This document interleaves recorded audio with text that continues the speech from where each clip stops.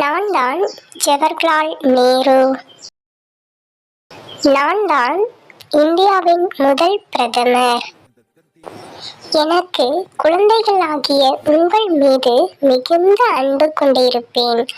அதனால்தான் என் பிறந்த நாளான நவம்பர் 14 அன்று குழந்தைகள் தினமாக கொண்டாடப்பட்டு வருகிறது. நான் ஒரு சுதந்திர போராட்ட வீரர். இந்தியாவின் வளர்ச்சிக்கு நான் நிறைய திட்டங்களை கொண்டு வந்துள்ளேன். நான் குழந்தைகளுடன் அதிக நேரம் செலவிடுவதை மிகவும் விரும்புவேன். அவர்கள்தான் நமது நாட்டின் எதிர்காலம். அனைவருக்கும் குழந்தைகள் தின வாழ்த்துக்கள்.